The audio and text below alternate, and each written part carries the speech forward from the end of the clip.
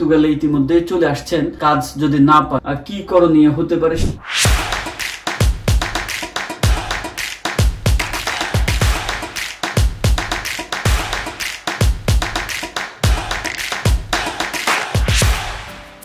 April মাস একেবারেই শেষ পর্যায়ে রয়েছে। পর্তুগালে এখনো ব্যাপক সংখ্যক মানুষ বেকার অবস্থায় রয়েছে। যদিও অন্যান্য বছর দেখা যাচ্ছে যে মার্চ মাস থেকে কিন্তু প্রচুর পরিমাণে লোক বিভিন্ন সেক্টরে কাজে লেগে যেত, কিন্তু এই বছরটিতে কেন জানি মনে হচ্ছে যে এপ্রিলের শেষ পর্যায়ে এসেও অনেক মানুষ কিন্তু এখনো বেকার রয়েছে। অনেকেই বিভিন্ন ভাবে যোগাযোগ করছেন যে কাজের কোনো সংস্থান করা যায় কিনা। তারা যদিও তাদের মতো করে বিভিন্ন ভাবে চেষ্টা করছেন। তো অন্যান্য বছর আসলে এগ্রিকালচার থেকে শুরু করে রেস্টুরেন্ট এবং ট্যুরিজম সেক্টর, হোটেল, অন্যান্য সুভিনিয়র সব জায়গায় কিন্তু মোটামুটি মার্চ মাস থেকে তারা লোক নিয়ে নেয়। যদি এবছরও মার্চ থেকে কিন্তু বেশ কিছু জব ফেয়ার অনুষ্ঠিত হয়েছে। সেখানে আমরা দেখেছি যে মানুষের একেবারেই খুব উপচে পড়া ভিড় লক্ষ্য করা যাচ্ছে, অর্থাৎ হাজার হাজার মানুষ চাকরির প্রত্যাশী। তো সেই ক্ষেত্রে বুঝে যাচ্ছে যে অনেক মানুষ আসলে রাশ রয়েছে। এখানে অনেক মানুষ আসছেন ইউরোপের বিভিন্ন দেশ থেকে। আসার পরে এখানে কিন্তু এটি মানবিক বিপর্যয় তৈরি হয়েছে। অনেক মানুষই এখনো বেকার ঘুরছেন। সেই নভেম্বর মাস থেকে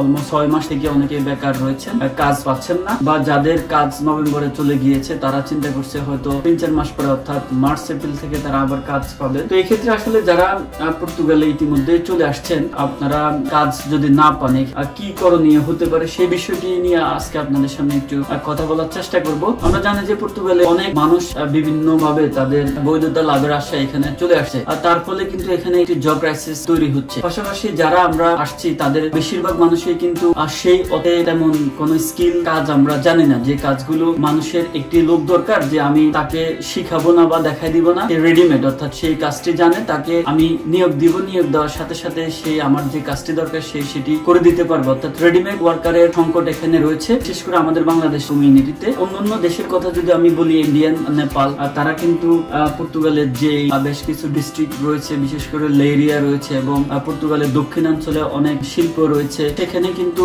এই সকল দেশ ইন্ডিয়া এবং নেপালের যারা রয়েছে তারা খুব সহজেই সেখানে কাজ পেয়ে যাচ্ছেন, কারণ তারা কমিউনিকেশন স্কিল তারা দক্ষ, অথবা এখানে টেক্সটাইল রয়েছে, এখানে বিভিন্ন ফ্যাক্টরির যে প্রসেসিং রয়েছে সেই কাজগুলোতে তারা আসলে দক্ষতায় আসা মাত্রই কাজ পেয়ে যাচ্ছে। কিন্তু আমাদের কমিউনিটির অনেকেই কিন্তু আসলে সেই অর্থে এই দক্ষতাগুলো না থাকার কারণে কিন্তু তাদের কাজ পেতে একটু সমস্যা হচ্ছে। তো আমি মনে করি যে যারা এখনো কাজ পাননি বা কাজ পাওয়ার সম্ভাবনা ক্ষীণ দেখছেন, আপনারা কিন্তু চাইলে এখানে ইন্ডিভিজুয়াল অ্যাক্টিভিটি বলে থাকে, সেই ইন্ডিভিজুয়াল অ্যাক্টিভিটি আপনি ওপেন করে আপনার যে কোনো একটি নিজস্ব উদ্যোগ আপনি শুরু করতে পারেন। ইন্ডিভিজুয়াল অ্যাক্টিভিটি হচ্ছে মানে আপনি নিজের কাজ নিজে করবেন, এইরকম একটি ডিক্লেয়ার আপনি গভর্নমেন্টকে দিবেন। যেহেতু আপনি কাজ পাচ্ছেন না, আপনি যে কোনো একটি কাজ জানেন, সেটি আপনি নিজে নিজে শুরু করবেন, কিন্তু সেটি অবশ্যই পর্তুগালের গভর্নমেন্টকে জানতে হবে যে আপনি এই কাজটি করছেন। অর্থাৎ আপনার যে লিগ্যালাইজেশন প্রক্রিয়া রয়েছে এই ক্ষেত্রে এটি কোনো বাধাগ্রস্ত হবে না। ফর এক্সাম্পল, যে আপনি ইলেকট্রিশিয়ান, আপনি ইলেকট্রিকের কাজ জানেন, এখন আপনি একজন ইলেকট্রিশিয়ান হিসেবে আপনি নিজেকে এখানে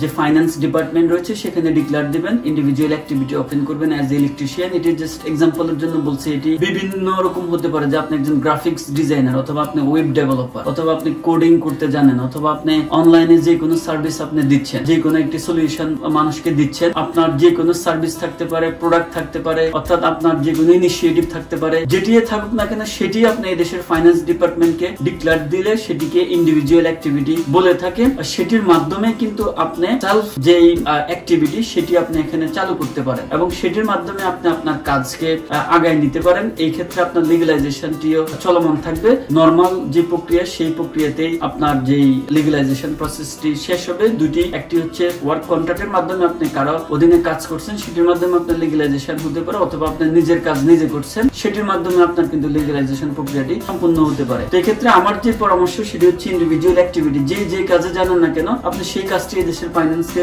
ডিক্লেয়ার দিয়ে আপনি সেই কাজটি শুরু করুন নিজে নিজে। এক্ষেত্রে আপনি সোশ্যাল মিডিয়ার সহযোগিতা নিতে পারেন, অথবা আপনার ওয়েবসাইট আপনি তৈরি করতে পারেন, অথবা গুগল যে এসইও রয়েছে সেটির সহযোগিতা নিতে পারেন। সেটির মাধ্যমে আপনি আপনার টার্গেট যে অডিয়েন্স রয়েছে তাদেরকে আপনি রিচ করতে পারেন।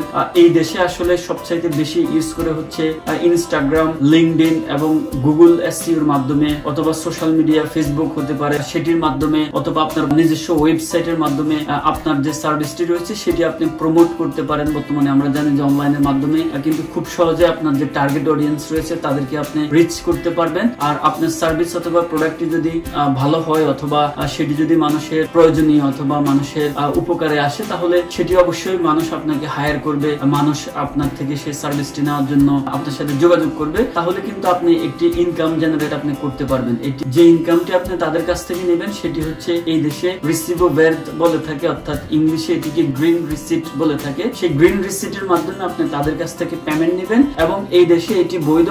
যেমন আপনি জব করলে যেমন আপনি স্যালারি পাচ্ছেন, ঠিক ইন্ডিভিজুয়াল অ্যাক্টিভিটি যখন আপনি এখানে ডিক্লেয়ার করবেন আর তখন কিন্তু আপনি গ্রিন রিসিটের মাধ্যমে আপনি আপনার ইনকাম অন্য ব্যক্তি অথবা কোম্পানির কাছ থেকে আপনি নিতে পারবেন এবং এটির ফলে আপনার লিগ্যালাইজেশনে কোনো বাধাগ্রস্ত হবে না। অ্যাজ ইট ইজ নরমাল প্রক্রিয়াতে আপনি কিন্তু এই দেশে লিগ্যালাইজ হবেন। তো যারা আসলে জব পাচ্ছেন না তারা হতাশ না হয়ে আপনি যে কাজটিতে ভালো সেই কাজটি আপনি ফাইন্যান্সে ডিক্লেয়ার দেন যে আমি এই কাজটি করব এবং আপনার যে এই কাজটি যাদের দরকার আপনি একটু রিসার্চ করেন, একটু স্টাডি করেন যে তারা আসলে কোন ভাবে তাদেরকে আপনি পৌঁছাতে পারেন। সেটি পোস্টারিং হতে পারে, সেটি লিফলেট হতে পারে, সেটি সোশ্যাল মিডিয়ার যে ডিজিটাল প্ল্যাটফর্ম ইউজ করে আপনি তাদের কাছে আপনি পৌঁছাতে পারেন। অথবা এখানে কিন্তু ইমিগ্রেন্টদের বিভিন্ন সোশ্যাল মিডিয়া গ্রুপ রয়েছে, সেখানে আপনার যে সার্ভিস রয়েছে সেটি আপনি প্রচার করতে পারেন। কারো যদি সেই সার্ভিস দরকার হয় তাহলে আপনার সাথে যে কমিউনিকেশন চ্যানেল আপনি তৈরি করবেন, সেটি নাম্বার হতে পারে, ওয়েবসাইট হতে পারে অথবা যে কোনো সোশ্যাল মিডিয়া তারা আপনার সাথে যোগাযোগ করবে। এই প্রক্রিয়াতে কিন্তু আপনি বসে না থেকে আপনার নিজস্ব ইনিশিয়েটিভ, এটি যেমন